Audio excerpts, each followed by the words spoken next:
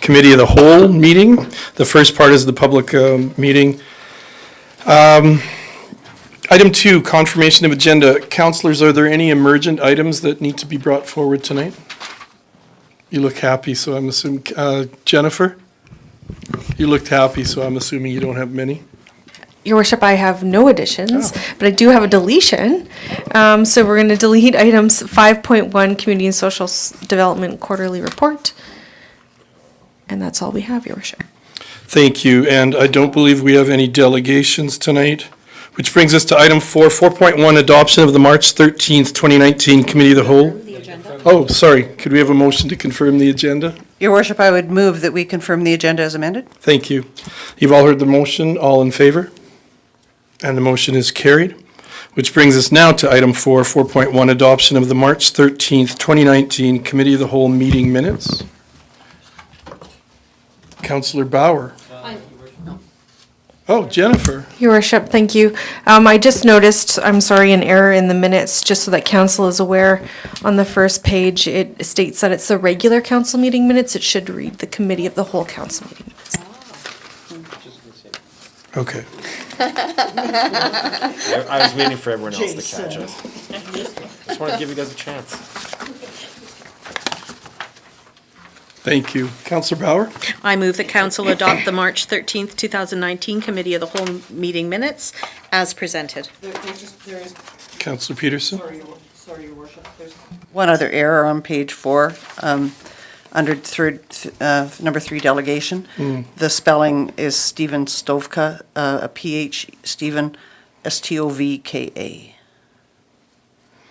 Thank you for that, Councillor Peterson. So, Councillor Bauer, would you mind repeating your motion again? Thanks. I move that council adopt the March 13th, 2019 Committee of the Whole meeting minutes as presented. Thank you. With changes. Thank you. You've all heard the motion. All in favor? And the motion is carried. We don't have any unfinished business, as said by Jennifer, which brings us to the first item under items from administration, the Kinsman Lake dredging project. For those in the audience at home, we've been meeting and discussing this for a fair bit of time, and we discussed this in camera. So we have a motion that can come forward now in the public portion of this meeting, and I would be looking for a motion from council. We don't, we have, Councillor Peterson, You got it? Go ahead. Councillor Cox. Thank you, Your Worship. I move that the budget for Kinsman Pond sediment removal project be increased from $139,000 to $301,000, with the funds allocated to the Kinsman Park Master Plan project, and staff be authorized to proceed with this project on the basis of the alternative method proposed therein. Thank you, Councillor Cox. And just before we vote, Jennifer, do you need a source of the extra funding? Do we need to spell that it's coming from sustainability, or do you have it? No, isn't it coming from that? Is it coming from the master plan project funds? Ryan? Your Worship, that's correct, yeah. Mellon, our Director of Corporate Services, TD, and I spent a lot of time coming up with how that's funded, so yeah, the resolution is correct. Thank you. So we have a motion on the floor. Councillor Peterson? I just wanted to note, Your Worship, in speaking to this motion, I'm very, very much in favor of it. And the reason for the increase in cost is that in November, council asked administration to go back and seek other and better ways of removing the sediment. And this is exactly what they did. And they found a centrifuge process where it could be removed and trucked away immediately. So it would stop the imposition of a place of sediment in the park and make things a lot cleaner and nicer for our citizenry.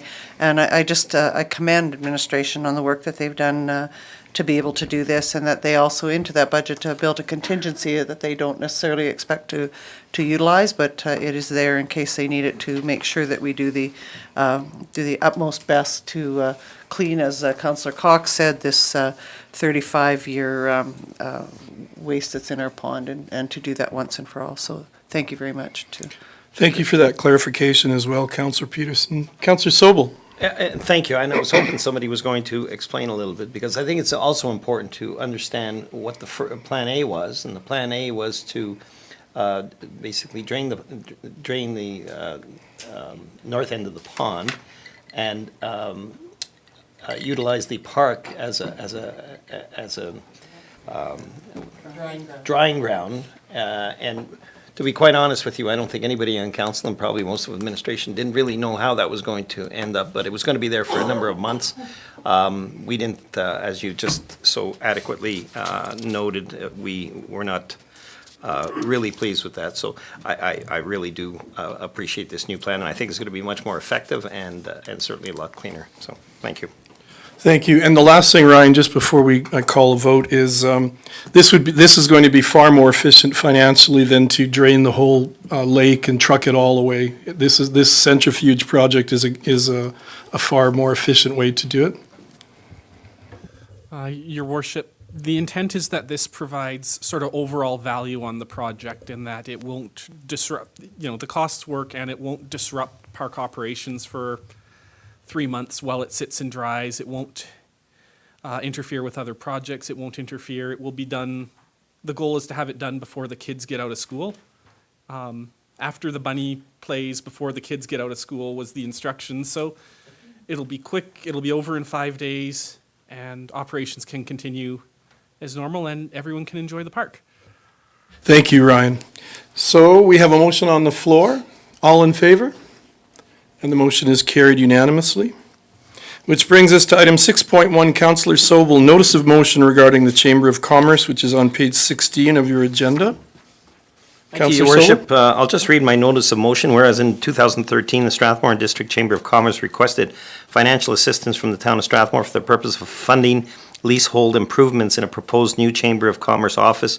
And whereas on January 17th, 2013, Town Council authorized a loan to the Strathmore District Chamber of Commerce in the amount of $30,000 payable over 7 years and requiring an annual payment of $4,285.72 with no interest. And whereas a request by the Strathmore District Chamber of Commerce was made to defer and postpone the 2017 payment to 2021, was approved by council, and whereas a loan balance of $9,657.16 remains, and whereas the Strathmore District Chamber of Commerce has evolved into a professional, capable, and focused group who are destined to make a positive difference in our business community, be it resolved that the remainder of the loan of the Strathmore Chamber of Commerce and approved on January 17th, 2013 be forgiven. And Your Worship, I would be requesting that this motion be placed on the agenda for May 1st, 2019 at the regular council meeting. Thank you for that notice of motion, Councillor Sobel. And Jennifer, we don't need to discuss that any further, do we? Perfect, okay, thank you. Which brings us, Councillor Peterson. There's just a very, very small editorial, the "and" on the be it resolved on the motion at the end of Commerce, of Chamber of Commerce, just needs to be removed, doesn't need to be there. That's all, Your Worship. Thank you. Okay, could we please move on? We're moving. That's the intent of the motion. Gotcha. I do understand now. Item 6.2, Hillview Park and Park Works and Naming, which is on page 17. And Ryan Roycroft, you're speaking to this at first. Thank you, Your Worship. Yes, I will introduce the item and then turn it over to far more deserving speakers than me, who and I'm just going to get mad at the mouse for a moment. All right, I will deal with that in a few moments. So this item, Your Worship, we're seeking council support for entering into a naming rights agreement with a local business operator to rename the Hillview Park. Recently, we'll say partially completed and slated for some rework this summer in honor of a departed Strathmore resident. I will invite Preston to come up and speak to that as it is his initiative, and then I'll discuss the next steps for the park afterwards. Good evening, everyone. So my plan basically, since the get-go, was to carry Nathan's name on. Okay. And I kind of thought, I've always kind of planned with our golf tournament, this will be going into the 8th annual. And the first couple of years, it was into scholarships at the high school. And now I've always been kind of thinking of the fact of having a park or a green space in Nathan's name to kind of carry on his legacy. And also, as we raise money throughout every yearly tournament, we can eventually add more and more to the park and kind of go from there. Thank you, Preston. Are there any questions from councillors? Councillor Corbeil. Thank you, Your Worship. I just have a quick comment. I've known Preston. I've known when he was friends with Nathan, well, and him and Sean, and I can't think of a more deserving thing, and I know that Nathan would be blushing and grinning. I think this is really, really nice and very special.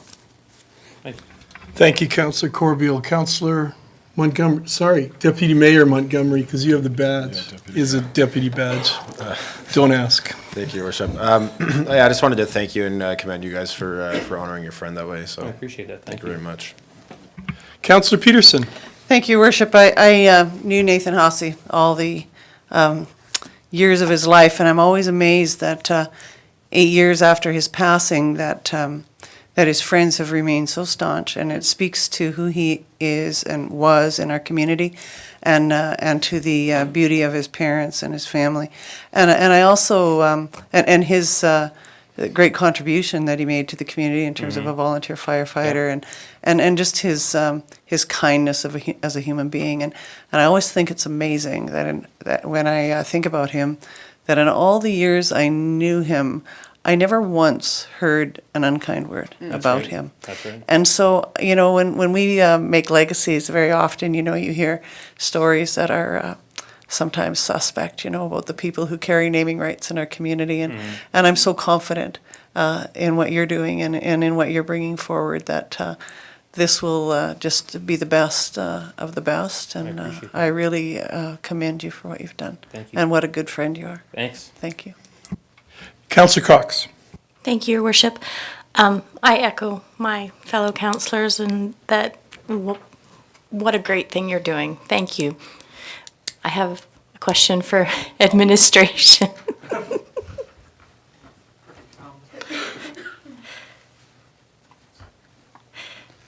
Just want to know if this also fits in with our Communities in Bloom, and can we work up some kind of a very memorial in that park as well that fits in with Communities in Bloom, what they are looking for history and so on and so forth, so that it'll have like a naming plate with Nathan's history?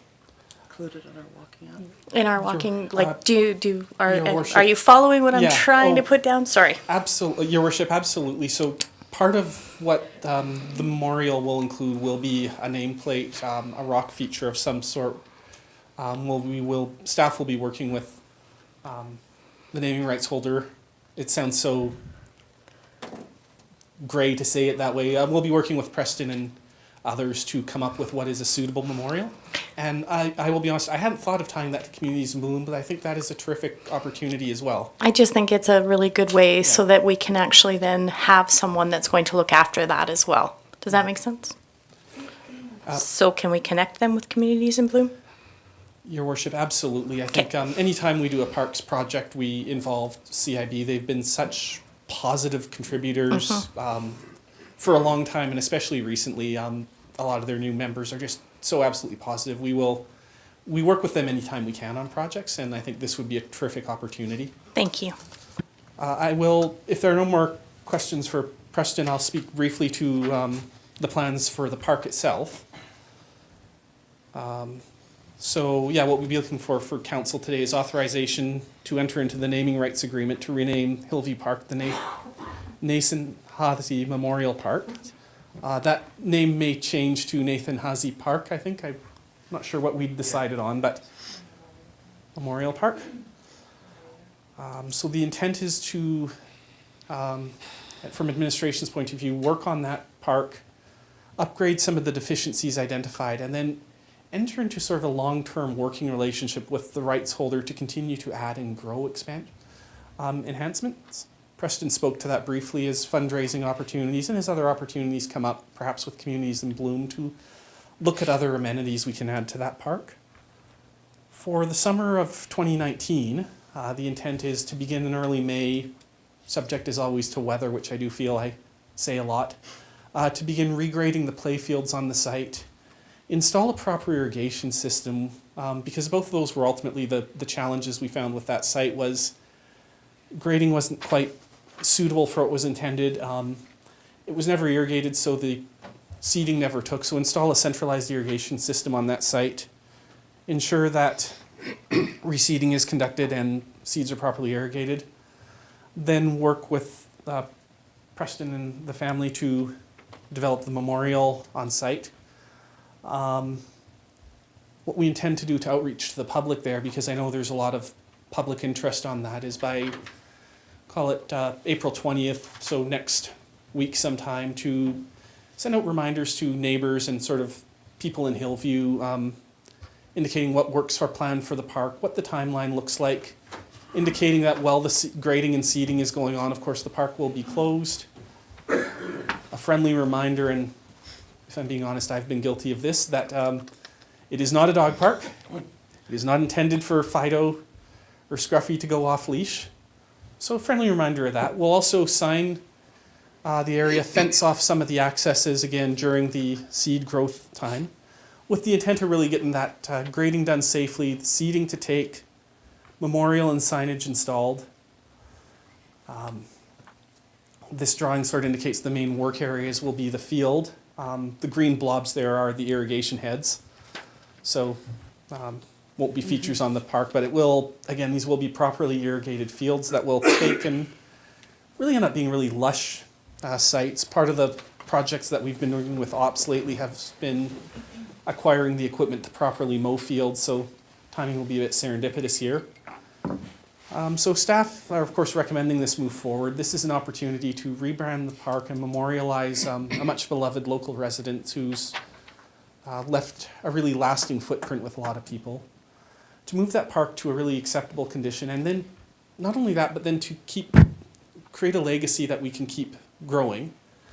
And then finally, to publicize and celebrate the park with an event probably tied to the golf tournament, to celebrate the hard work of course, Preston, Sean, and family in memorializing Nathan, and also some of the town staff who've been really innovative in trying to find a move forward here. So yeah, that sort of concludes the prepared remarks. If council has any questions. Thank you, Ryan. Just before we go to Councillor Corbeil again, I just want to take time to thank Sean and Preston and your company SPR for all the work you're doing on this. And not only are you helping to honor your friend and creating a legacy for him that's going to go into the future, but you're doing a great job to improve one of our parks in one of the areas that a lot of kids will be able to use. So Nathan's name will carry on. And I appreciate the fact that you're willing to go on in future enhancements too. So I know your company's heavily involved in town with the Ag Day, the Strathmore Stampede, and this is just a great example of how to carry on your friend's name. So it's much appreciated. Thank you. Councillor Corbeil. I was ready with the motion. Perfect. I move the council authorize administration to enter into a naming rights agreement to rename the Hillview Park Nathan Hawsey Memorial Park. Thank you for the motion. Is there any further discussion with that on the floor? Seeing none, all in favor? And the motion is carried unanimously. Once again, Preston, thank you very much for what you're doing for the town and to carry on Nathan's name.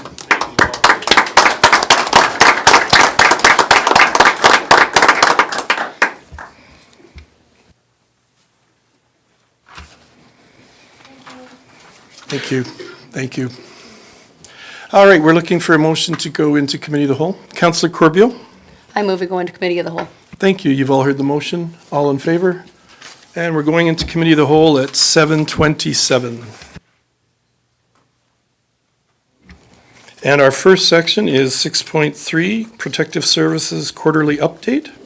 Trent West, welcome. Can I get a whoop whoop? Don't ask me to hashtag that, because I will not know how. Oh. I have to get this working.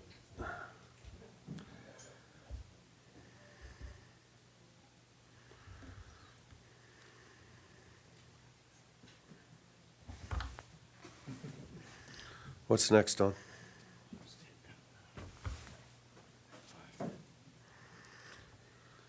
Perfect. Okay.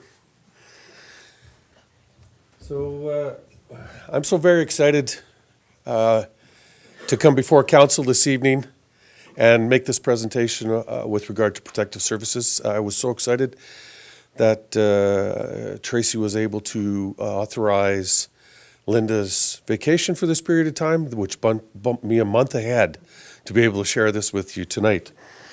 So, first off, I'd like to, I'll pass this around. Counselor. This is the one and only, but I do want to share some of the exciting things that are happening with regard to protective services and the work that we do on your behalf as well as on behalf of the people of the community of Strathmore. Yay. A couple of the highlights that we want to talk about with regard to municipal enforcement and make council aware of. We are closing in on completion of a 2-year capital project with regard to the Alberta First Responder Radio Communication System and that radio network. That is the provincial backbone that the RCMP will be transitioning to anytime now. And this will be able to ensure that we have communication with not just our neighbors and our partners, but also the RCMP in the time of major emergencies.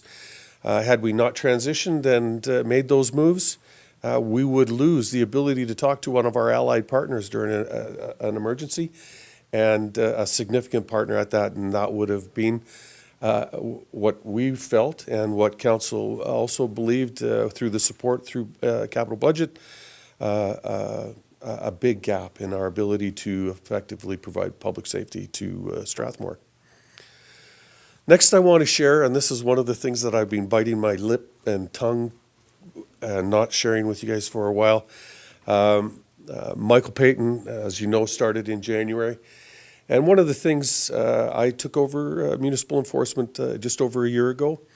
And one of the things that I was always challenged with was the community expressing predictability in our inability to work outside of our traditional hours. Everybody knew when municipal enforcement was on. Everybody knew, you know, when they could get away with stuff and when they couldn't, and so on and so forth. And so one of the first challenges that I shared with Michael was that I wanted us not to be predictable. And I wanted us to be able to be expected to be able to provide services more than just out in the traditional hours that the community, by and large, has become accustomed to us providing. And I'm proud to say that in a short period of time, we are now working weekends, and we are now working up to 14 hours a day, any given day during the week, depending on community events, depending on the nature of business, or depending on targeted enforcement, which we are doing a lot of.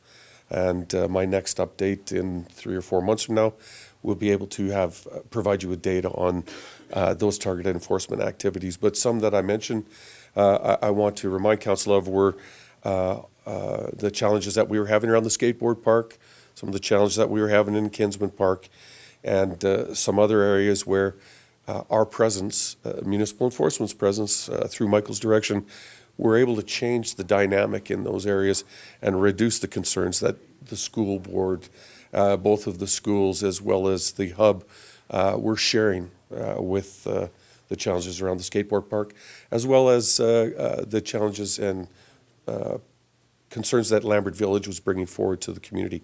We've still yet to address that admin inquiry. We have not yet met with Lambert Village. Letting Michael get his feet underneath him a little bit further before we actually meet with them. But we soon will be having a conversation with them to address that admin inquiry. The WatchGuard video system, I can only speak to at the highest level what it is, and that is a video recorded, audio recorded monitoring system for when our officers engage with the public. It gives us the ability to look back on conversations, but it also gives all of us, council included, the ability to analyze and possibly, if need be, refute false claims that would be made against officers. And so I'm very excited about that. We've been very lucky, in my opinion, in my year and a bit of being the manager, that we haven't had false claims or claims against our officers. But now we are in a position where we actually can bring the true video and the audio to discuss if there's ever a claim that is lodged against one of the officers. This year, 2018, 2019, we were recipients. I'm moving on now, sorry, cannabis. And the grant that we received from the province, it's a cannabis transition grant. The town received $62,000 for 2018, 2019. We will be capitalizing on that as far as resources. But some of the other things that we're doing, because it was a very conditional grant, which required us to be specific on what we were using those funds for each year. We are purchasing signage, designated smoking areas, no smoking. We're purchasing quite a number of signs so that when we engage with the downtown business district as well as other businesses across the town, and we start supporting them in not just the understanding of the provincial act, but also our municipal bylaw, we can actually support them with, here's where it is, here's what it should look like, and here's a sign for you. So we're capitalizing on that grant to be able to provide them with assistance and support and not just information or enforcement. And to this point, municipal enforcement has engaged with over 80 businesses. Almost all of the downtown is done. A couple of meetings have occurred with over 100 businesses. We are also south of the highway now, engaging with the businesses south of the highway. So our focus on downtown has concluded as far as the initial conversations are concerned, and we're waiting on the signage. We're going to go back and we're going to re-engage with them. So this is the beginning of what I wanted to see from municipal enforcement as far as interaction with the community and interaction with business, us being support and us being able to effectively help business or be a resource to business. The RCMP watch clerk system, as you know, I want to make mention of it because Wheatland County signed on again, so I wanted to acknowledge that, and I will be working, Michael and I will be meeting with Rocky View to discuss their involvement going forward, and we will also be having another conversation with Wheatland County. And lastly on this, and one of the biggest things that we've worked on over the last period of time was the responsible animal control bylaw, which you will be receiving the associated fees for that bylaw next week when Mark presents that. Moving on, emergency management. I will go so far as to say that Strathmore is considered a regional leader in emergency management. From the support of our CAO, who has made some mandatory training requirements for staff, to a very focused and hardworking emergency management coordinator in Catherine Walsh, who is here tonight. We want to celebrate some of these things with you. The 2019 calendar has gone out. There's some around. If you don't have one, there's some around. We have over 620 people registered on Strathmore alerts. This is good, but it's not good enough. We're going to continue to work on that. We're going to continue to advertise. We're going to use some opportunities around the rodeo as well as some of the exercises to continue to advertise. And for anyone that's been in the arenas, you've seen our advertising in both of the arenas. Thanks again to Mark. We advertise in there as long as there's an empty space. We're good, and as soon as we can retail that space, then our advertising will come out. But we're taking advantage of every opportunity to be in the eyes of the public and making them aware that SREMA is out there, and we're working for their safety on their behalf. The municipal emergency management booklet for 2019, I'm happy to say, I didn't put it in this presentation, but I'm happy to say that ATCO has agreed to pay for half of the printing of the booklet. EPCOR has committed to $4,500 for this project.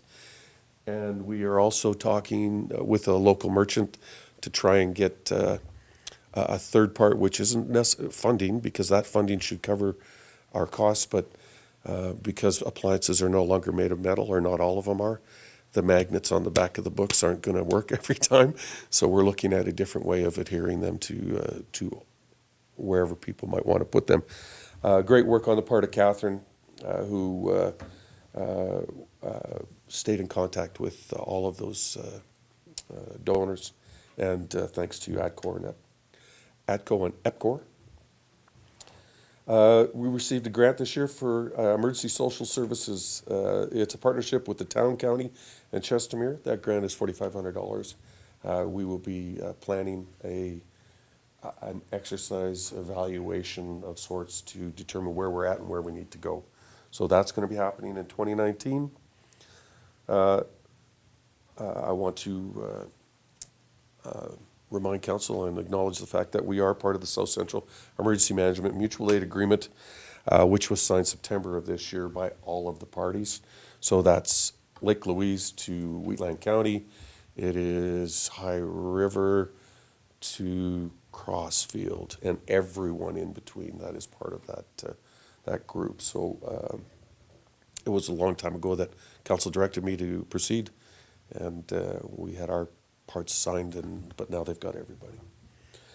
Exercise. This is what makes an organization a strong organization, and it also for emergency management people, it allows us to demonstrate our trade craft in the way that best services the municipality.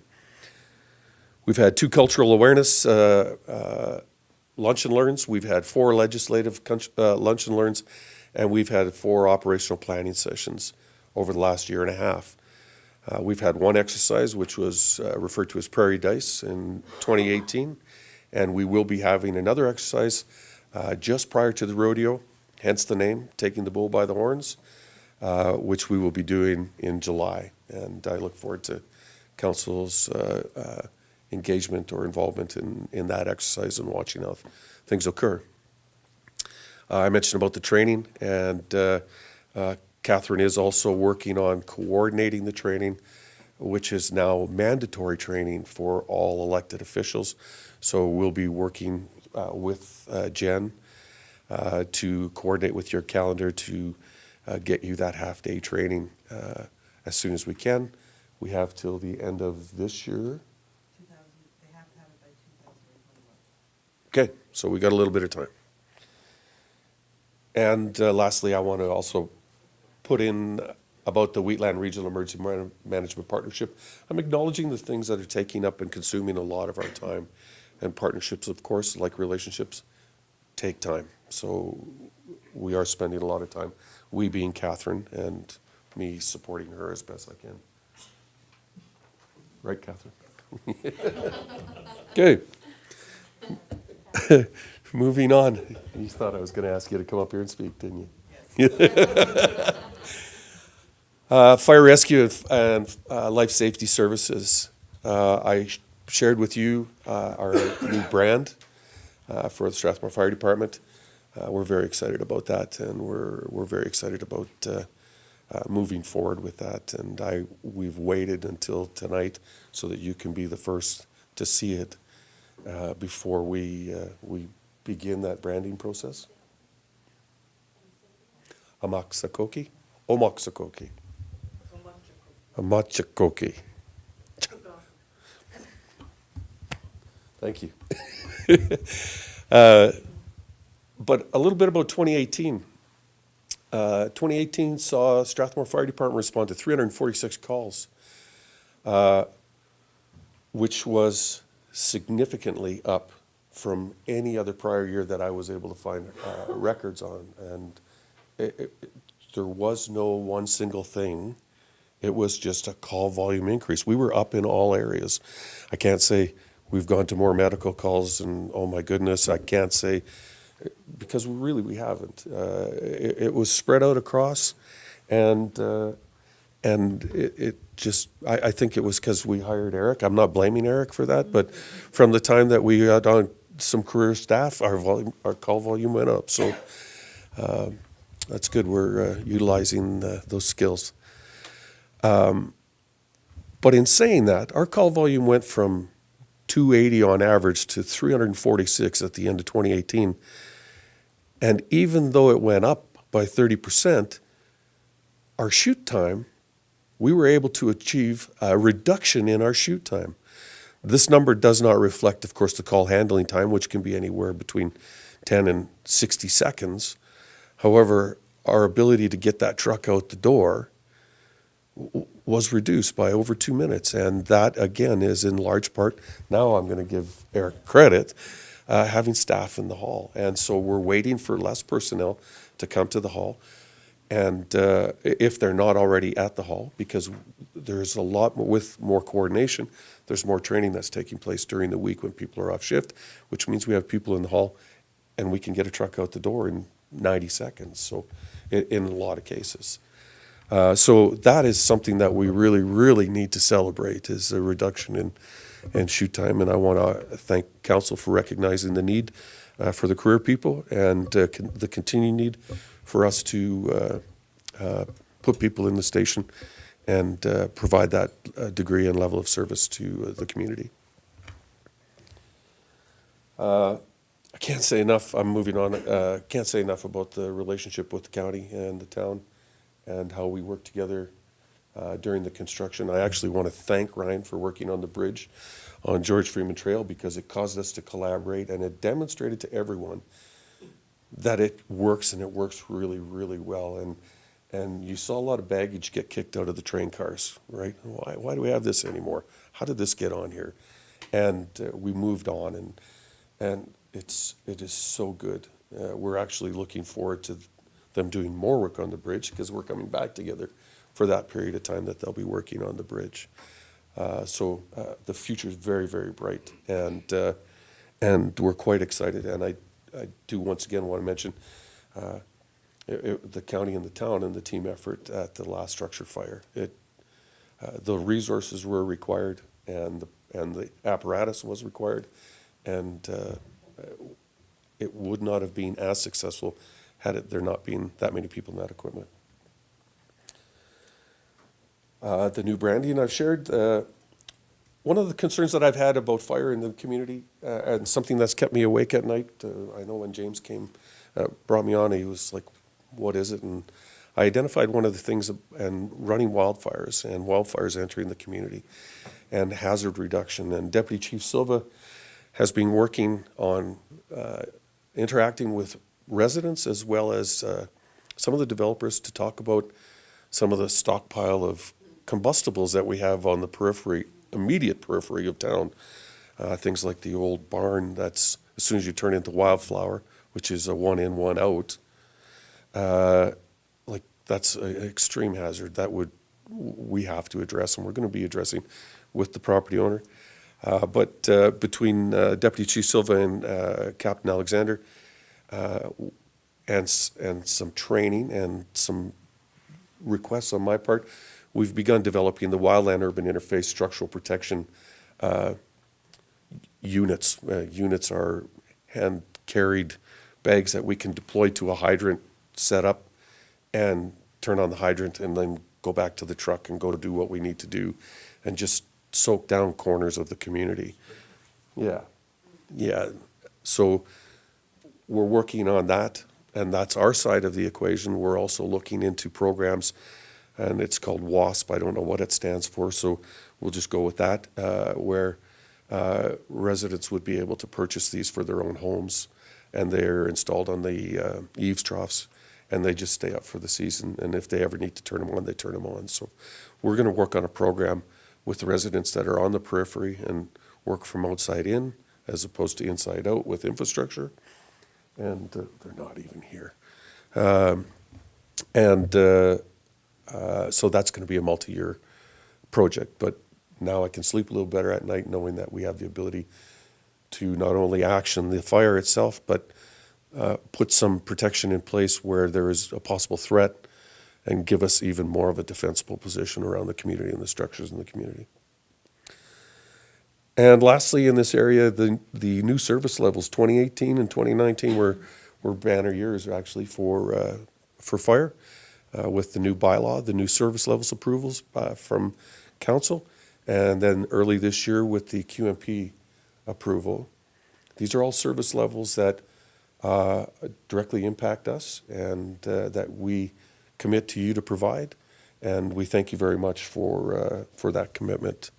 And we promise that we're going to do our very best to meet those. Second last slide. No, this is the last slide because the last one just says questions. But a little bit of a mantra or saying is, today is only one day in all the days that will ever be. But what will happen in all the days that ever come will depend on what we do today. And I'm looking forward to working with these fine men and women and every day making a difference. A couple of things that we want to put on your horizon and radar is things that we want to celebrate and we're very excited about. And unfortunately, Patty's not here because she was the crack in the whip yesterday when we started talking about the summer camps. Patty's the lead on the summer camps, and she is doing all the coordination, all the organization, and she is amazing. This year, we're going to put on 3 summer camps based on the success of last year. Once again, thank you for the budget funds. And we learned a lot of things last year. We learned that we don't know enough about what kids actually like to do. So we're also gonna the fire department is also going to take high five training, and high five training is training that workers, all of the hub have high five training to understand what different age groups like to do and how to stay engaged and how to communicate. So our fire department is going to move towards being able to do just that. We thought we were good. We realized we were only good and far from great. So we're doing 3 camps. We've broke down the age groups so that they interact better. And you'll see the age groups there, 9 to 11 for the youth, 12 to 14 for the cadets. 15 to 17 for the cadets, 12 to 14 for the youth, and 9 to 11 for the kids. And those 2 of them will be in August, starting with the cadet program, because we want to develop leaders out of that cadet program who will help us with the other 2 camps. And then there'll be 1 left in August, which will be the youth camp. That'll be in August. We need to take a couple of weeks break because we got a rodeo in the middle of there too. But advertising is going to start around the end of this month, early May. And conversations have already been taking place with some of the cadets, Captain Alexander, Firefighter Sobel, and Firefighter Barnson. We're at the, what was it called, Cap? World of Choices today. And so they took the opportunity to speak to all of the individuals about the camp, but no, they actually talked about firefighting and those other activities, but shared that camp. The enhanced community enforcement, I did mention about we're no longer predictable. We may be working Sundays, we may be working Saturdays. We're working outside of the traditional 6 till 5, 6 till 6, and so don't be surprised if when you see us out there. Also, some of the things that we're talking about are beat and bike patrols to be out in the community when we can. Michael said he was really excited to get on a bike, and the other guys said their only way they were getting on a bike was if it was a Harley. So we're so, but they did say they'd walk, so we'll be okay. So uncommon presence as well, but also gives us a great opportunity to stop in, knock on a door, say hi, talk to the businesses and the people in the community. We also have the Fire Strategic Master Plan that is coming to council. We have extensive emergency management training. We're going to maintain our momentum and support lots of lunch and learns. We've got the exercise this summer. We are currently doing the crisis communication. Sorry about the spelling, second bullet up. The crisis communication is today and tomorrow, and from all accounts, it's absolutely fabulous training. And I think we've demonstrated that we have a critical need for that. That's a weakness in our, as far as emergency management is concerned, but something that we can readily address once we have more people trained. The emergency management agreements, as you know, a lot of our agreements are very, very old, some of them dating back as far as 2003. We've committed, Catherine has developed a matrix, so we know what we have and the amount of work that it's going to take to do. And we're going to undertake getting those agreements, begin working on them and complete as many as we can this year, but we're going to have them completed, updated, and refreshed by mid-2020 at the very latest.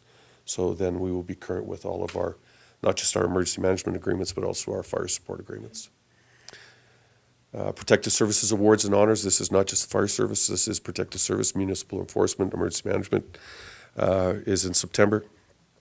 More details to come on that. And last, I just wanted to mention the all-in coin, which Council was given an all-in coin, and it's something that we all carry and feel very proud to have. With that, Council, my staff are here to answer any of your questions. Thank you for your presentation, Trent. Councillor Corbeil. Thank you, Your Worship. What we are required to have, I believe, is the elected officials, of course, that's the half day, and then the ICS 100, right? And then we can do that online? Online. I have the one. I just need the other one. I was just going to clarify. I wasn't sure if I was missing anything. And a question, actually, did we used to, for our municipal enforcement, did we not used to work shift work? Yes. Okay. Yeah, but with the four of them, they worked like a Monday, Tuesday, Wednesday, Thursday, because they worked 10-hour days. Mm-hmm. And so it was still Monday to Friday. There was I'm even talking about way back when, because I remember when I was younger. Nope, never caught, never caught. I was even in. now that he said that. I just used to see them quite a few. I would even say 10 years ago. Work quite well with our CMP in like weekends, like midnight-ish. I was just kind of curious why we kind of went away from that. I Don't know? sorry. No, that's okay. It's Through no the big chair, deal. I can't answer that question. But it's nice and encouraging that we're going in that direction. Well, and I do know that the former sergeant is part of Citizens on Patrol, Mm-hmm. so maybe that was where the distinction was, because Citizens on Patrol, of course, works very closely with the RCMP. Thank you. Thank you, Councillor Corbeil. Deputy Mayor Montgomery. Thank you, Worship, and thank you very much, Trent, for this report. It's really nice to hear about all the stuff that you guys have going on, and just want to thank the fire people as well. And are you able to tell me what the response time was for that house fire? 13 minutes. Okay.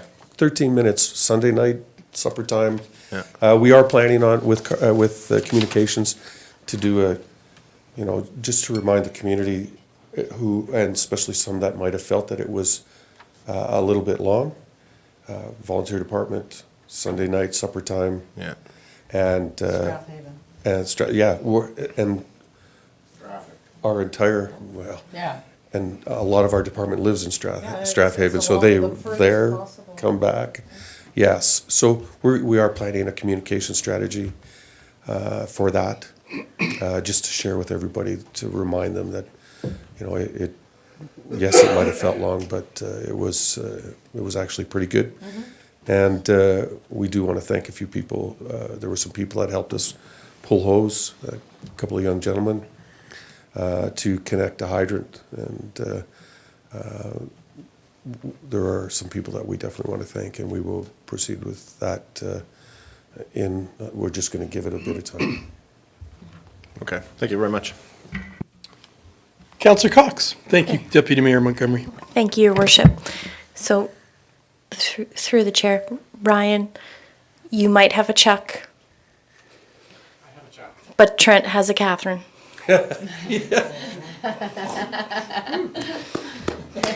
I do so. And now I have a question for you. So when we say traffic, do you guys have lights and so on in your volunteer cars? No, we do not. So no one knows when you're trying to get to the fire hall. That's correct. So is this something we can look into? It isn't, Oh, and okay. other than our front license plates or our decaling on our vehicles that indicates that we are part of the fire department, the next step would be an alternative that I would not recommend to this municipality, and that is the green light option, because the liability jumps through the roof after that for something like that. It's hard enough managing their adrenaline the way it is. Give them a green light and it. Brooks used to do that with the green light. I don't know if they still do or not, but they had huge issues with it. So all it takes is one person to get an accident and you're putting yourself out. And that would be the whole town, not just the guy driving there, because it would be the driver pretty well to start with. But why trying to get there to save somebody else's property, right? So if you want more on that, I could probably find some more out on it. But Yeah, it would not be anything that I would recommend for sure, council, because town takes on a huge responsibility after that. So what would be the alternative? There really isn't an alternative as far as Sunday night and a volunteer fire department, because one of the things that we do our very best to condition into the firefighters is you will respect all of the traffic signaling devices, traffic control signs, because Michael will stop them for sure. But they have to do that. That's the fire apparatus with the lights and sirens are only asking permission when safe to do so to proceed through a controlled intersection or a red light. And if you don't have both of those, you have no authorities. Thank you. Thank you, Councillor Cox. Councillor Peterson. Thank you, Your Worship. Just the highest commendation for you and your people. And thank you so much for this. I mentioned that I showed it to one of our elders and who was speechless in the face of it. And I have a lot of gratitude for this. And so who is allowed to wear this? This beautiful design. Fire personnel, Fire personnel. Members and- Because they will ask, yeah. members and alumni. I just want to congratulate you. Beautiful job. It's really special and thank you. Thank you. Thank you, Councillor Peterson. Councillor Bauer. Thank you, Your Worship. Trent, I just want to say it is such an absolute pleasure to be on the Emergency Management Advisory Board with you, and I have learned so much about the value that we receive from you and your department and all of the hardworking individuals that go out of their way, not only during the time of day where they're paid, but over and above with volunteer hours in the community and working for the love of this town for our people. And I love that you have also mentioned that the partnership between Wheatland County and Strathmore has just been, so much more strengthened with something as simple as a culvert. So I would just like to propose that we perhaps look into the future and perhaps you maybe even call that a friendship bridge or something that that we look into, bridging the gap, between our town and the county. And thank you so much for also including us in the ICS training with the rest of the town of Strathmore staff. And I just look so much forward to the summer camp. And if I can be in any way of assistance, I would love to help out. Thank you. Thank you. We will take you up on that, as we will take Councillor Peterson up on the citizenship piece that she provided last year. Thank you, Councillor Bauer. I just want to say I'm excited too about the town and county fire working closer together. I think that's going to be a huge step forward, and I really, really like that.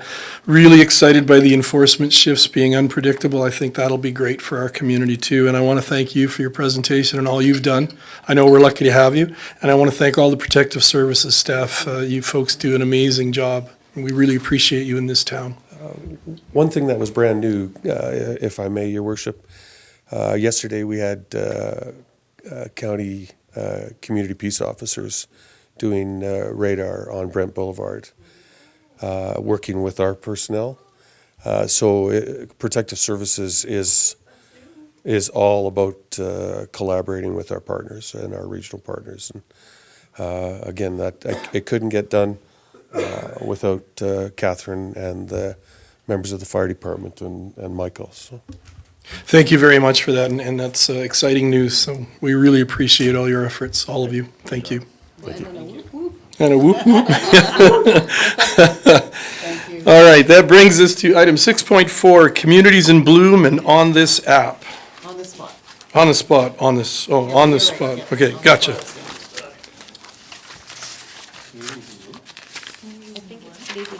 Do you want me to, yeah, well, no, he's right. It is all of those. He's not wrong. Do you want me to take this? Sure, yes, that would be wonderful. So I just provided in the package, and thank you to Jennifer for putting this in, a couple pages of notes around opportunities for the town to be involved with collaboration in the community. And the issues specific to the town are in red. And so on the bottom of page 31, D, where it says Town of Strathmore, would it be possible to create a heritage policy bylaw? And this comes out of the request made by Mr. Rob Peary when he was here with Communities in Bloom. So this is something that I will bring forward, asking for support from council in the future for us to create a policy, or preferably a policy. I'm not sure which way administration will choose to go. I leave it to their greater knowledge and capacity. But it is something that I would like to bring forward.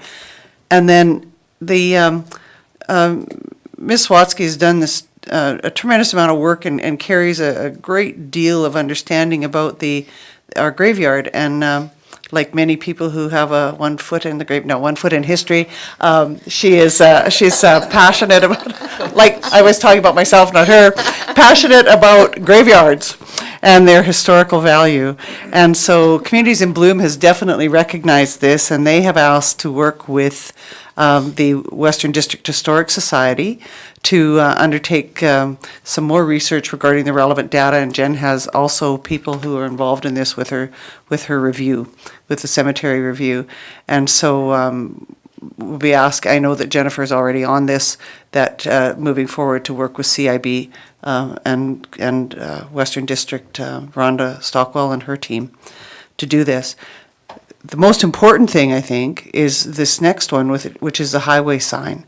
And when Canadian Badlands Tourism and Town of Strathmore decide to erect a planned sign on the highway, we are hopeful from the CIB, WDHS, that the app could be identified on the sign, because we really do think that it's it's relatively small and yet significant, that it's a free download in this community. In other communities, it costs $10 for that app. In our community, it's free, and will be ever thus. So it's a very, very neat thing to be able to add into the app. So if we could have that, and yes, Councilor Montgomery, I know there's a mistake in the fourth line. It should be identified alongside other town signage. and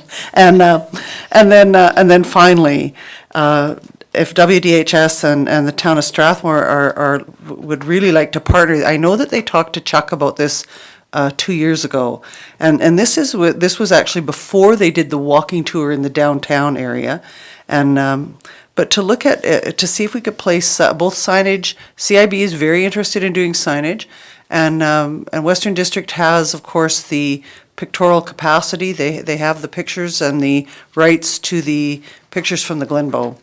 And so they have a couple of ideas. One of them is to put QR codes in the windows of buildings, and so those people who are so inclined can use those QR codes to access more information with regards to the walking app.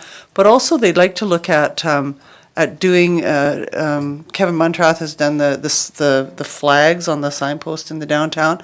They'd like to look at doing some traditional signage relevant to that walking tour. So, if you're in front of Strathmore Shoes, there would be a picture of the old Union Bank the way it was, and it would appear maybe in sepia tones on those flags. And I know, Jason, you have some ideas around that too. So I know they would really like DDRC's input into that as well. So that's it, Your Worship, and I'll bring that motion forward with regards to a heritage policy in the future, and the rest just whatever I can do to be of help. Thank you, Your Worship. Thank you for all that information, and thank you for your report on that, Councillor Peterson.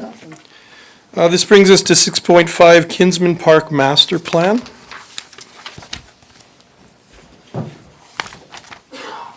And Doug Legore, welcome. Good evening. Nice to have you back. Good evening, Mr. Mayor and Council. You're looking tanned. Thank you. So as you know, the town has undertaken an extensive public participation on this project commencing in 2016.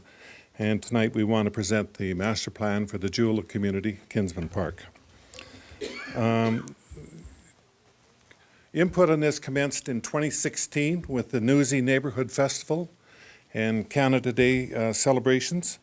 And most recently, in the fall of 2018, in the spring of 2019, there's been no less than 6 opportunities for public input on the master plan. There was a request for a horseshoe pit, which has not been addressed at this time. That could be a good amenity for Lambert Park or some other facility.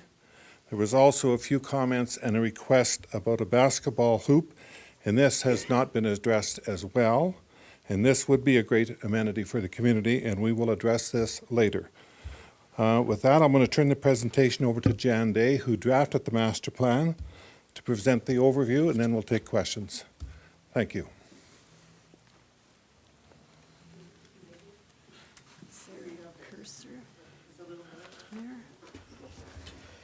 Or do I?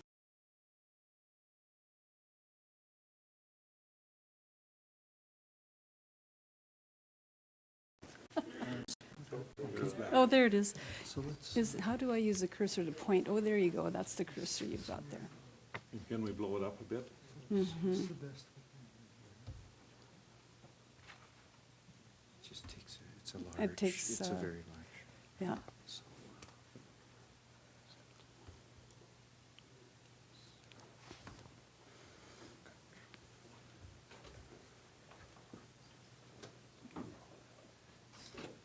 Oh, that's great. Okay. So Yep. try that.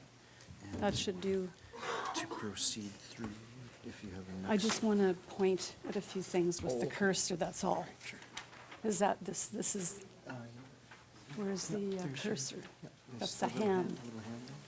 Oop, but that moves the, okay. Is there not the black cursor that you have? No? Oh, it's okay. I think this is good. No, it's okay. All right. Your Worship and members of council, good evening. My name is Jan Day, as Doug has indicated, and I represent Carson McCullough, the landscape architects retained to develop the new Kinsman Park Master Plan. I think we would all agree that Kinsman Park is a very beautiful and important public open space in the town of Strathmore. It is well used and accommodates a wide variety of activities. The goal of this master plan is to build upon the best things about the park, enhance them if needed, and to add new amenities so the park meets the aspirations of the residents for many years to come. The proposed highlights of the plan include the following, and I'll just scroll down over here. So the first one is the reconfiguration of the north end of the park to provide an effective interface with the new town hall. This includes a public parking lot, a newly located Devonian Gardens, a plaza forecourt and walkway connections to the park, a promenade with seating, and that's this curved walkway you see towards the water. It's not very easy, but there it is. And a viewing deck, which is just toward the water. A new vehicular entry and parking lot off Center Street is planned to accommodate the town hall staff parking and additional public parking, and that's up at the top here. A newly located, or pardon me, a winter connection between this parking lot and the Park Lane Drive is also included. You can see it running along here and traveling down to Park Lane. This vehicular and pedestrian lane allows for farmers market vendors and other program vehicles to access the site. The existing amphitheater lawn area, which is here, is flanked to the east with a sitting berm, making the space feel more contained and intimate. Some fixed seating is also being considered there. The addition of a United Activity Hub is introduced on the east side of the park, up in this vicinity. This includes a playground, adult exercise stations, and adjacent picnic areas enhanced by berming and soft landscape. Nearby is a proposed picnic shelter here, washroom here, and in front of the picnic shelter, a fire pit, and along this arched walkway, picnic tables and barbecues surrounding the small lawn area, which provides some casual area for casual activities there.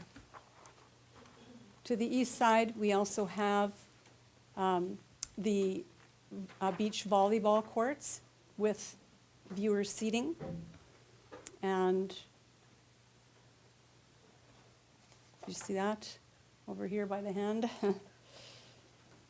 The addition of walks and pathways connect these east side additions to the existing parking amenities. So there are some, we've tried to work with the existing pathways, but we've added some additional pathways. For example, this connection here would be a fairly major one, connecting and then connecting up to the parking lot, and connecting also to a regional pathway, which we're proposing here, whoops, running along there. And we also, in this vicinity, have picnic tables and barbecues to enhance the amenity spaces for the baseball families and players for evening meals before the games and after. In this side, we have the treed berm, which is a nice backdrop to the lake, and is also used by the families who watch the games on the south side of it, where they can seek shade from the trees. This is something that we feel is really important to keep, this natural feature, but we are also recommending that it be altered somewhat to allow for a toboggan run on this side of it.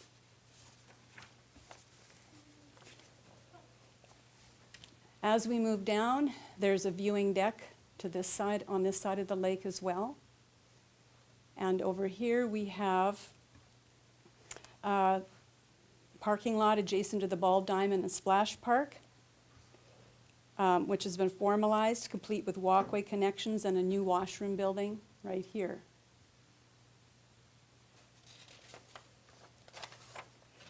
The existing splash park is very popular and becomes, I've been told, overcrowded in the summer. So an expansion northward within the same vicinity is outlined here for an expansion of that park. A pedestrian promenade with trees extends along Lakeside Boulevard. And you can see it along here and extending down. This, sorry. Enhancing the park edge and its interface with the downtown. It wraps around the town hall up Park Lane Drive as well.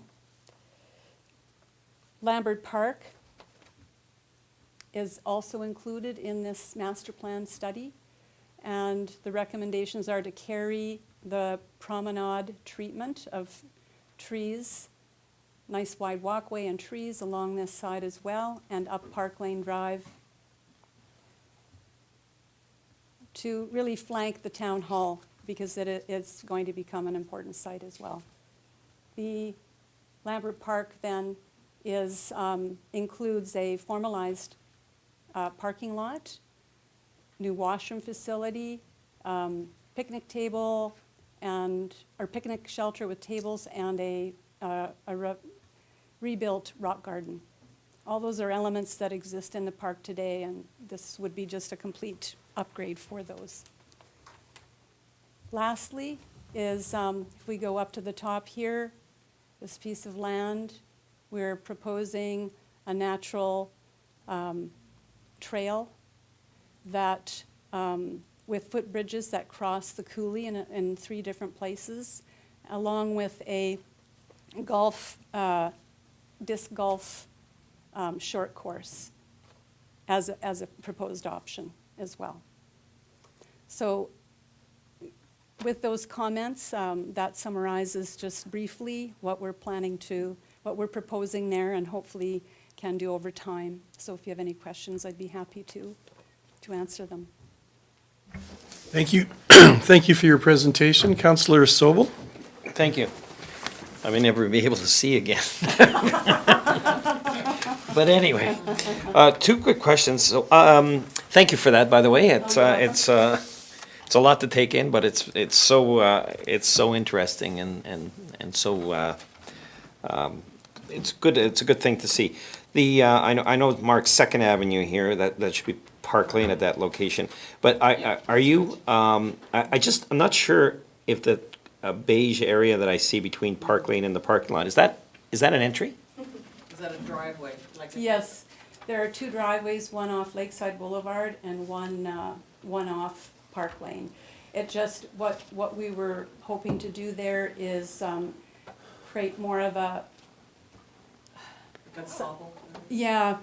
treatment with pavers that would. Gotcha. Yeah. But Usually access to the both. parking lot will be accessible yes. by 2nd Avenue. Yes, both places. By Park Lane, rather. Yes. And my other question was, and I don't know how much detail we've gone, you folks are going into, but I'm curious about the splash park. When you're talking about expanding the splash park, well, first, I guess, when you're dealing with this, are you focused on a budget that? We will be preparing a full estimate of all the improvements and bringing that to council at a future date. Okay. Which will include an enhanced splash park. And when we talk about enhanced, are we talking including and looking into a recyclable We will include water that in what we bring forward to you, feature? yes. And a way to warm the water? Just asking. Thank you. Oh. We do have an HR department, I believe. Councillor Bauer. I'm not saying anything. I'm not Councillor. I thought hers was lit up. No. Sorry, Councillor Montgomery. Did she say something? I guess like Councillor Sobel, your point actually reminded me that maybe we should be, when we were kind of analyzing the usage of the water at the splash park, we should be maybe thinking about what the future usage would be when we're kind of calculating the worth of recycling the water, if you know what I mean. Instead of counting it at today's Yes. rate, Well, we should account for the future possible rate. Yeah, absolutely. So one question I have has to do with lighting, because there's a lot of new extra pathways. So I presume, are we doing all new lighting throughout the park then? So it's all matching? That's a decision that council will make. We will present our recommendation in the cost estimating that we bring forward to you. Okay. And then the other question I have, and it's partly self-serving, but so to do with the exercise equipment, I would like to, first of all, I guess, help with the selection of the exercise equipment. But I'm also, depending on what the kind of the budget is, I'm looking to do some private fundraising myself to make sure that the exercise equipment is, let's say, the best it can be. So I just wanted to be included in that, please. Okay, thank you. Thank you, Deputy Mayor Montgomery. Councillor Corbeil. Thank you, Your Worship. Going on that exercise equipment thing, there are also grants, I believe, available, Councillor Peterson had mentioned before, in regards to the exercise equipment. Lauren's well aware. Okay, good. As long as we can maybe include that, that would be great. I have a question. So in the one parking lot that is existing already, we're changing that? Are we changing the layout? Oh, yes. Okay, I have a question then. Do you know exactly how many spaces there are now and how many there will be after? Yes, we do, and there will be no loss of parking spots. Oh, it's the same amount of parking? Just Or more. looks, okay, that's what I was kind of going after the more. I was figuring it would have been by looking at it. There are going to be new washrooms at the splash park. Are those the ones that are going to be open for baseball? Like, are they going to be the shared one? That's the intent. Okay. I can maybe see a few issues only because one's really wet, but whatever, there'll be washrooms. I'm happy. I think it looks good for now. Thank you very much. Thank you, Councillor Corbeil. Councillor Cox. Thank you, Your Worship. My question is more along to when you come back to us with the proposed costs and so on and so forth. Are you going to break it down for us in phases so that we can say, okay, what is phase one going to look like? We will give it to you, a total budget for all areas. And if you want to phase it, we'll recommend to you what we should see as the phasing of it. Perfect. Thank you. Thank you, Councillor Cox. Councillor Bauer. Thank you, Your Worship. My question has to do with the farmers market area. Some of the vendors have indicated that they would really like to have electrical in that space. Is that a concession or something that we can do? There will be electrical. Okay, and then the other question I have is just about the pathways. Will they all be paved pathways throughout the park so that they're wheelchair accessible? That is hopeful. It depends upon the budget that's approved by council. And if I'll go back to electrical for a minute. Yes. We need electrical for more than just farmers market. We need it for special events too. Okay. So there will be upgraded electrical. One thing I should mention about the more easterly portion where we have a natural trail, we were thinking of that being because it's in the coulee and so on, that we were thinking of it being more of a natural, not exactly paved, but that's something that we can address, I guess. That's on the east side of Center Street. East side of Center Street. that would be. Yeah. And then my last question has to do with something that I haven't thought of, but I would like to know if there is a price that could be considered for this. And would it be something that we could look at in terms of having Wi-Fi access available for Kinsman Park so that there could be a free Wi-Fi zone? We'll take that into consideration. It may be quite possible with the town office being close by, so we'll take that into consideration. Thank you very much. Thank you, Councillor Bauer. Just before I go to Councillor Cox again, I had one question for admin. Mr. Thackeray, are you with me? Attaboy. Seeing this plan and hopefully it's all going to be approved. Totally. What would we expect this year to see? Is it strictly the town hall that we would see being started this year? Or are there some things of this that you see us starting on earlier rather than later?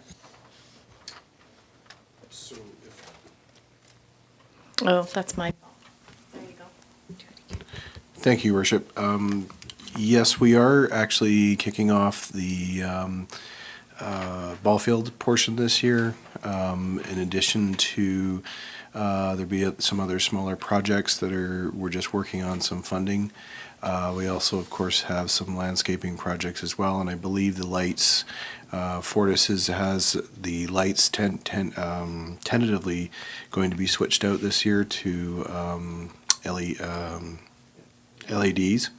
And Doug, you want to add? And If I could speak to that. yes, please.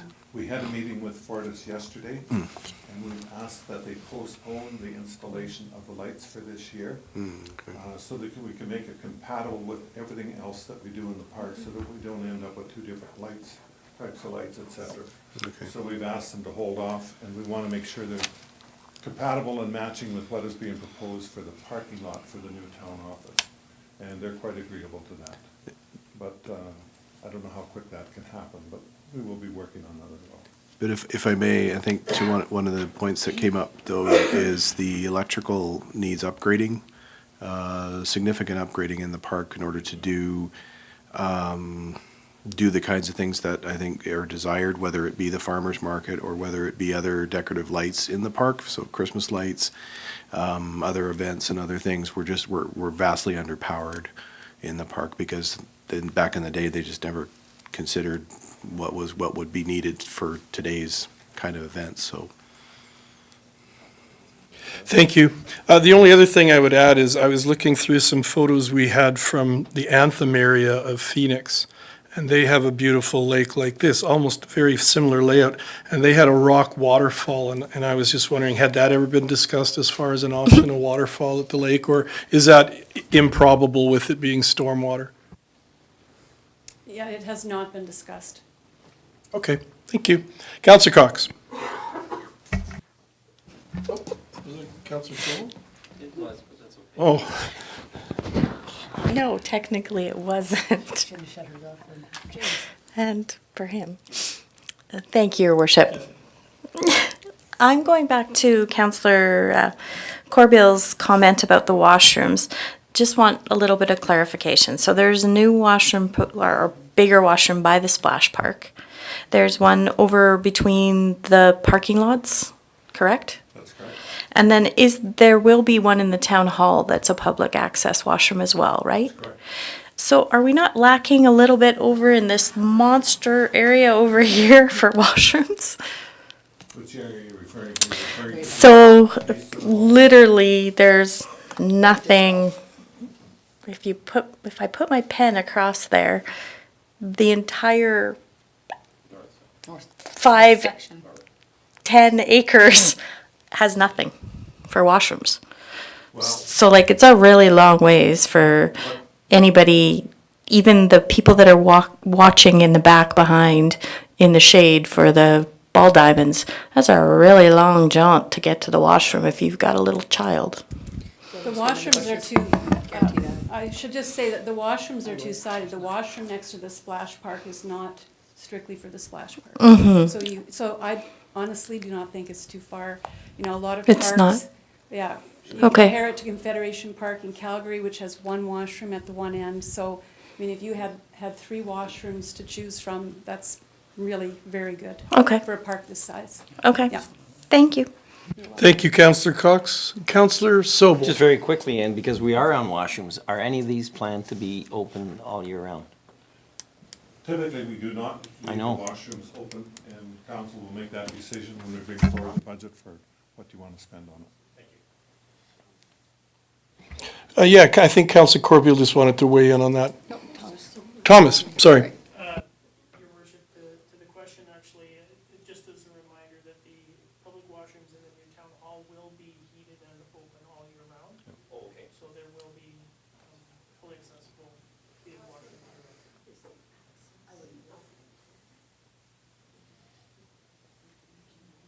Councillor Corbeil, did you want to weigh in now? You want to light up? I can't. Councillor Bauer. I just have a question about a service entrance. Is there behind the town hall going to be space for service vehicles to get back there and load things into the town hall? Yes, on the east side of the town hall, it's called a Werner, and that is like a laneway that's not open to the public but it will be accessible for farmers market and our own city service vehicles and service vehicles for the park. Okay, thank you very much. I didn't know what that word meant, and I was having a tough time reading it, so thank you very much for clarification. That's a new one in our dictionary as well. Thank you, Councillor Bauer. Councillor Corbeil. Thank you, Your Worship. Only a quick comment about, like, if we do have a toboggan hill, like, I know we still have that one washroom. I have 3 little kids and there's no way they'd make it. I know what I'd be doing and they'd be squatting probably in the trees. I don't know if that's something that we would want them to do, but it's better than they're peeing their pants. So, yeah, I don't know. That's just an observation. Decision for council. Yeah, just. Thank you, Councillor Corbeil. Any other questions? Oh, Councillor Peterson. Just really love the plan and I really appreciate the thought that went into it. Thank you, Councillor Peterson. Thank you for your presentation. It looks incredible. It's going to be something that's going to be really good for our town. Thank you, Mr. Mayor. Thank you. I'm hoping that you'll adopt or approve the master plan as presented. And just want to reaffirm that both Communities in Bloom and Farmers Market groups were both very supportive of this plan. And No negative comment whatsoever, not a perfect. single one. That's good. When do you see this coming to us for a decision? Mr. Thackeray? Excuse me, Your Worship. We'd like to get some direction tonight, if that's possible. And also, there are some other parts that we would, if we get direction tonight, that we would bring back to council in May. And if I may, I'd really like to thank Doug and Thomas and everybody in infrastructure operations, planning. It's been a real team effort, and I'm really, really grateful for what they've done, and they've worked very hard on this, so thank you. And thank you, of course, to you too, so. So James, are you looking for us to rise and report to make a motion on this master plan tonight? We could. Yeah. Well, I was just going to ask, Your Worship, we have 2 items left, so that's my exact question, thank you. I was just going to ask, should we wait till after the next item to rise and report? Because then we could do both, or, yeah. I think that would be good. Okay, thank you very much again for your report. It looks amazing. And that brings us to 6.6, separation distances, cannabis stores and liquor stores. Page 34.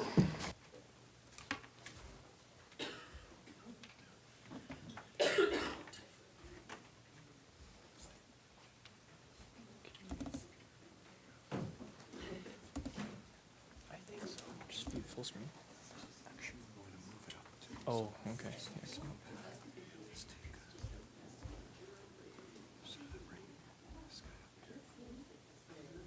Oh, I see. Okay, yeah.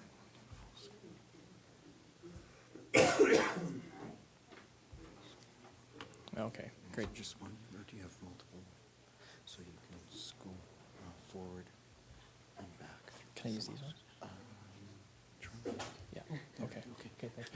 Jennifer, if I could ask just a quick procedural question. When we come out of committee of the whole, that's when we can have the motion on the Kinsman Park master plan? Thank you.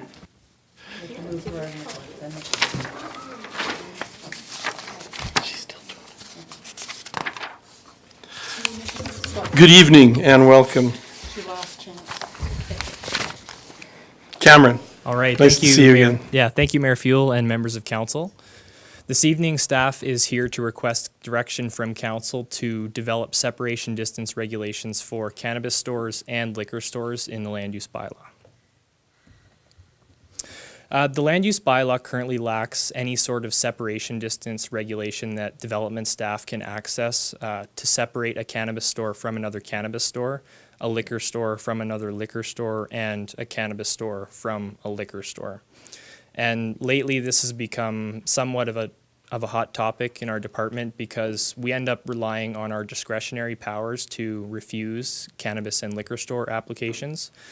Admittedly, relying on discretionary power alone doesn't necessarily give us as much teeth as we would like because we then are making decisions that are subjective as opposed to objective.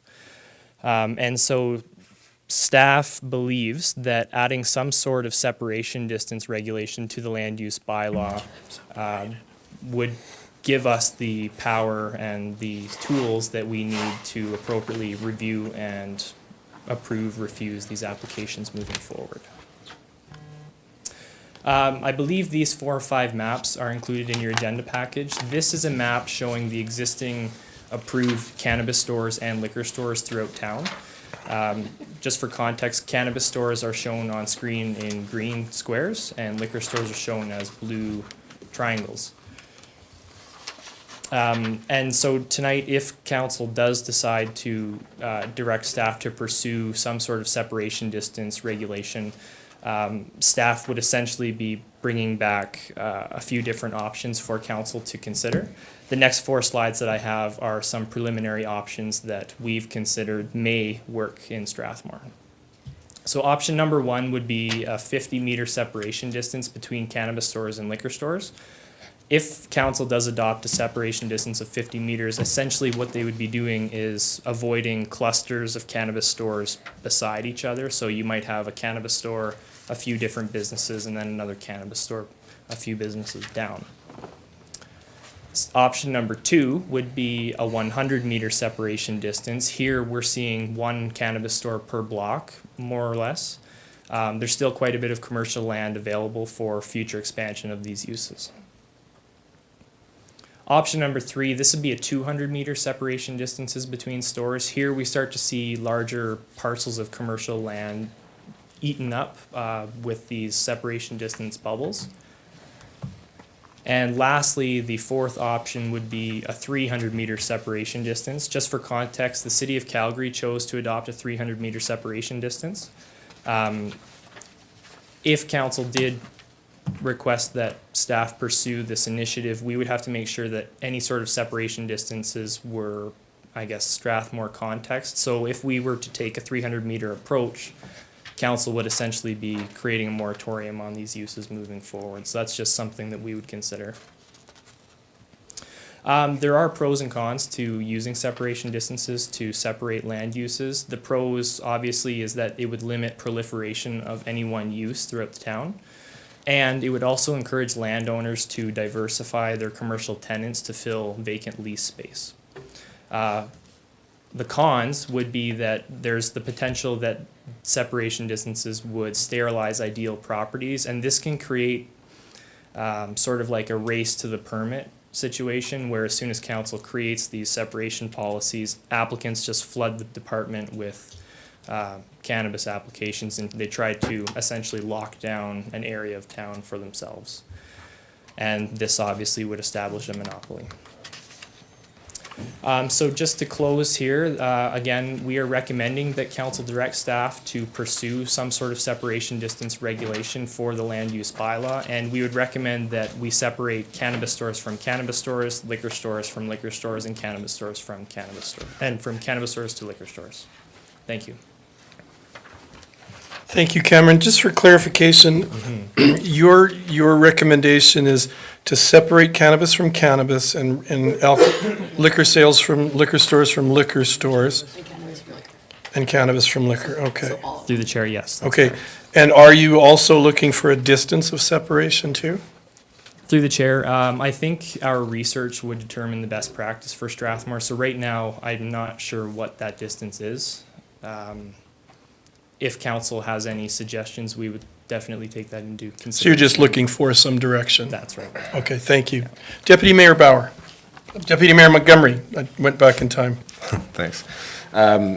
So, and I guess maybe, well, so I would suggest to you that you guys go with the separation distance of 0. And the reason for that is that, first of all, there's, I mean, like, about as much sense in separating cannabis stores and liquor stores as there is separating, a Tim Hortons from a fast gas, that sells tobacco.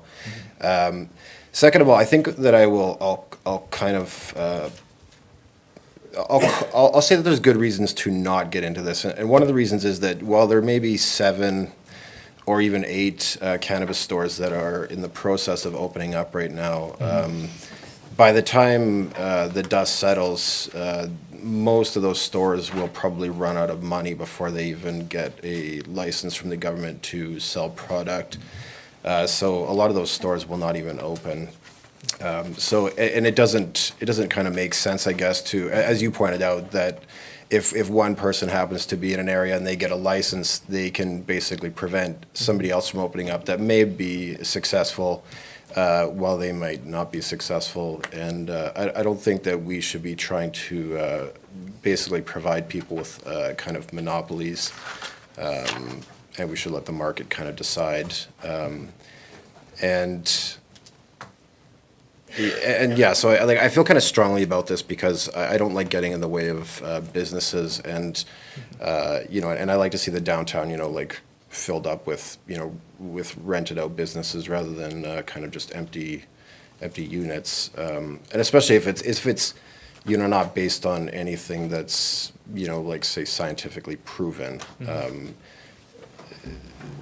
So while it might, we might feel a certain way about it, I don't think logically we should be looking to create any separation distances between any of these. So thank you.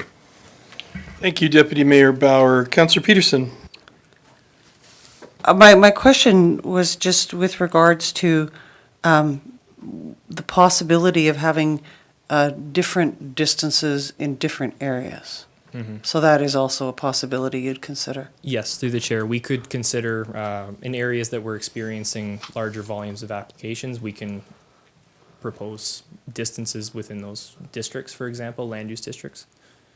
Thank you. Yeah. Thank you, Councillor Peterson. Councillor Cox. Thank you, Your Worship. I'm sorry, I need just some help or some clarification, I guess, because in almost every one of these separation ones, you have cannabis and liquor stores. This going forward, he's talking. Yeah, so going forward, so the ones that are there already don't have to follow that rule. Grandfather. But I'm with Jason as well. I don't believe there should be any separation at all. I also question what would be the logic of saying you couldn't have a cannabis liquor store together? Like, why are we saying that can't happen? Yeah, They're both legal. No, through the chair, of course. I think it comes down to perception of these uses. It's new, it's potentially controversial, and if residents start seeing cannabis strips, I guess, 4 or 5 stores in a row, it might, there might be backlash from that. But I certainly understand your point. Okay, thank you. Thank you, Councillor Cox. Councillor Sobel. Thank you, and I'm glad that last question was asked because that's the exact issue that I have. This is akin to me to low-cost housing, and I've been in countries where there is low-cost housing for 15 or 20 blocks, and the whole area becomes, and this is in Puerto Rico, a very dangerous and concerning location for everybody. So I think some interfacing is required, some mixing of culture and stores and commercialism, and I think there's problems with having 6 cannabis stores on one street. I think it becomes something that people may not be comfortable with, and it has a reputation for a specific thing. So I'm in favor of a mix, and I would personally like to see it somewhere between 50 and 100 meters. Thank you. Thank you, Councillor Sobel. Deputy Mayor Montgomery. I just wanted to respond, I guess, to the idea that there could possibly be 5, even on one street, but never mind, like side by side. Just with the way the Alberta government has kind of rolled out legalization and kind of the shortage of available product, it will basically prevent more than basically a few stores in this town operating at any given time. There isn't the profit there for, 7 to 10 businesses to be in operation in this town. And so and that's why, like I said, we shouldn't necessarily look to, in the future, if there is a problem, then I would say we should at that point, like with the evidence we have, we should move forward on something. But at this point, we would basically be preventing possibly viable businesses from setting up simply because somebody else is in the process of trying to start a business nearby. And as I said, there's almost, within a couple of years, there will be probably 2 to 3 of these left. Thank you, Deputy Mayor Montgomery. Councillor Corbeil. Thank you, Your Worship. I'm kind of under the same mentality where, you know, if there is going to be 6 businesses all in a row, I don't think that those 6 businesses are going to last. So I think that I shouldn't say like survival of the fittest, but it kind of is going to be that way. And I think it's going to take care of itself. If 6 can actually make it all in a row, it's because the community's supporting it. So in my mind, I think that's the way it will handle itself, and instead of us trying to put more stipulations out there to limit people, like I think that we'll either make it or break it kind of thing as it goes, but. Thank you, Councillor Corbeil. Councillor Bauer. Thank you, Your Worship. When I initially looked at this, I thought that I would be more in favor of what Councillor Montgomery was saying and Councillor Cox, and 0 distances, like be able to put them wherever the market decides. And I thought that the market would decide if we could support, 3 or 4 in a certain area. Then I also thought of the other side of the coin, and what if someone like a child care facility wanted to come in after cannabis and liquor? They would not be allowed to come in within 100 meters and possibly more. And we don't have the infrastructure to support that type of those types of businesses. So is that a valid concern, or is that something that perhaps wouldn't be like if somebody wanted to put a daycare, perhaps into a leased space in a strip mall? With the cannabis store already in Yeah, that strip mall? so they would not be able to locate in that strip mall if there was cannabis and liquor already there, is that right? I believe that's correct, yes. Councillor Bauer, I think I'm following your logic. I think your concern is if we allow clustering, Yes. it limits the number of locations. Like, let's say one of those cannabis stores closes, you've now limited where a daycare could go because you've allowed them to be close to each other, so you've limited the chance for other establishments to come in if there's a bylaw against the distance there. I see what you're saying. Because children are not allowed to be within a certain proximity of those businesses. Well, excuse me, sorry. I was told by Werner that a childcare Okay, place could can set we up. come back to you, Deputy Mayor? We'll just come Well, back. but this is erroneous, I believe, so that's why I'm saying that. I was told by Werner that a childcare place could set up near a liquor store, but a liquor store could not set up near a childcare place. There's something that precludes a liquor store from setting up near the childcare, but not the other way around. I thought we had a distance as far as cannabis too with childcare. But that's for the Check cannabis store that right to now. start up near the childcare, not the other way around. So the reason I'm asking this question is I want us to just think about our values as Strathmore community and whether or not we want to exclude certain really important businesses that we need within a community, such as childcare and other types of, people are always saying there's not enough for my kids to do in Strathmore. If a gymnastics group or if a tumbling place wanted to set up in one of our strip malls, perhaps they might not be able to because of the way that we've structured the bylaw.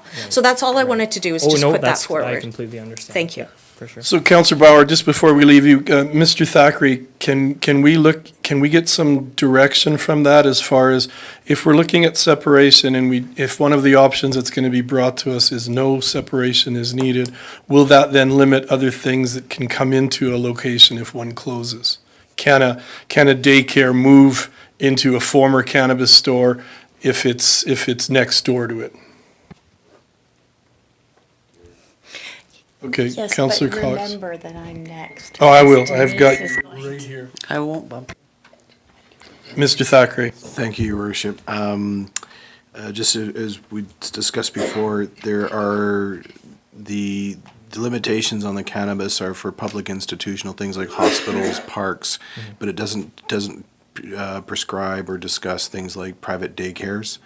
So in response, yes, we will ask staff to address those concerns if council wishes to bring it forward. And there certainly is wide room for some changes. And I think it's important to express what your collective view is around the social issues. Rightly or wrongly, I think it's important for council to render a decision one way or the other. I don't know if Justin, you're far better. To the chair, so currently our bylaw has separation distances for cannabis stores from schools, emergency shelters, and public parks and open spaces. Once the municipality grants land use for a cannabis store, the provincial licensing body, AGLC, they move forward. They don't look at anything else. So that's in terms of cannabis stores. What we can look at is that if a daycare wants to locate, what the provincial body that regulates daycares, do they look at any separation distances in terms of a licensing aspect from cannabis? So our land use bylaw does not regulate cannabis from daycare. The AGLC just grants licenses when the town grants it, but we can look into whether the daycare, childcare legislation looks at cannabis stores or any other uses that could prevent someone. So. Okay, thank you, Justin. Councillor Cox. Thank you, Your Worship. While I recognize Councillor Sobel and Councillor Bauer's concerns, we do need to remember that cannabis is legal. It's no more, it's just as legal as a daycare. And if we become part of a business or a group of people that completely shuts down the possibility of a business doing business, is that really where we want to be? I don't believe that's what we want for our town. We want our town to flourish, grow. We want to bring in businesses. These are legal businesses. I just don't think it's fair to say that you can have a daycare, but you can't have a cannabis store. Or you can have that, but you can't have that. What if I want to open a big store that sells shoes and sells clothes? Nobody's going to stop me from doing that. So why can't I sell alcohol and cannabis? They're both legal.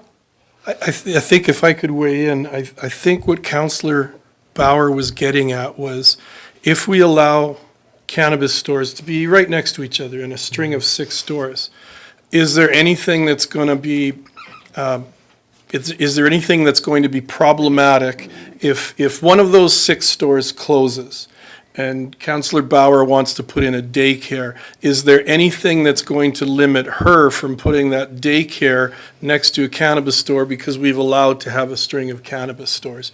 Is that where you're kind of headed? That's where I was coming, but just to kind of Okay. address that. Okay, so we're good? Yeah. All right, Councillor Peterson, thank you, guys. Thank you, Worship. I just want to, in response to use and future consideration, one of the things that was reported on in the newspapers just today was that recent StatsCan figures show sales in Alberta steadily increased and outperformed the rest of the country in November, December, and January. And that of the 205 million in legal weed sales in Canada, Alberta, with a population of 4.3 million, made up 47.7 million, while Ontario and BC had 38.3 and 6.6 million respectively. So the other thing that they are saying is that the fastest growing user group of cannabis is seniors. And this community is poised to have the largest senior population south of Red Deer by 2040. And those are statistics that came out of the research done by the Hospice Society. And so I think that I look forward to the debate. And I think, and my bigger concern is municipalities getting a fair share of the revenue. Yeah. Thank you, Councillor Peterson. Cameron, do you see this coming to us in the near future with options for us to consider and vote on? Through the mayor, we would likely have something ready for council's consideration end of May, early June. We would need about a month to research and develop our best practices for Strathmore. It's important that whatever we propose is contextual with Strathmore and not just pulling from the city of Calgary. So. Okay, thank you very much. Thank you for your report and for taking all the questions. And Justin, thanks for stepping in too. Thanks, Cameron. Thank you. So at this point, I think there's no urgent business. So we're looking for a motion to come out of in camera so that we can, come out of committee of the whole, so that we can deal with a couple of motions, or potential couple of motions, just one motion, sorry. Councillor Corbeil, is it two motions? Sorry. Councillor Corbeil. I move we come out of committee of the whole. Thank you. You've all heard Never mind. You've all heard the motion, all in favor? Okay, we're now in the public session, that motion is carried. So our first order of business, Councillor Peterson. Your worship, I would like to move that council adopt the Kinsman Park Master Plan as presented. Thank you, Councillor Peterson. You've all heard the motion, all in favor? Sorry. I just have a question. Like, due to the fact that, like, we still have to wait and see, like, I guess what, like, some of the numbers are for this, what exactly are we approving right now? Would we be approving the design in principle? So just kind of the rough plan essentially is? Mr. Legore, did you want to answer that question? Mr. Mayor, yes, you're just approving the concept that you have before you. Okay. It is all dependent upon the budget that you approve when the development takes place. Yeah, okay. Okay, thank you. So we do have a motion on the floor to accept the design plan. All in favor? And that motion is carried. And I believe we have one more to deal with the Kinsman Lake dredging. I did that one. Oh, we did that one.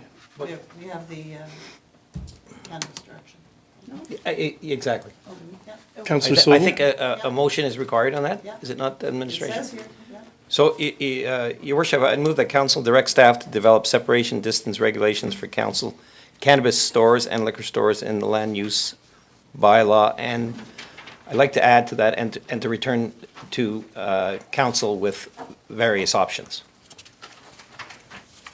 Thank you, Councillor Sobel, and thank you for adding that addition at the end. I think it's much more clear that way that they're going to bring options to us to consider. So we have a motion regarding the different options coming forward as far as separation distances for cannabis stores and liquor stores. All in favor? And opposed? Okay, we have 5 in favor and 2 opposed, so the motion carries. And that concludes the public portion. We still have, I believe, one issue to deal with, or one item in camera. So Councillor Peterson. Your worship, I move that we go in camera at 9 p.m. Thank you very much. You've all heard the motion to go in camera at 9 p.m. All in favor? And we're now in camera.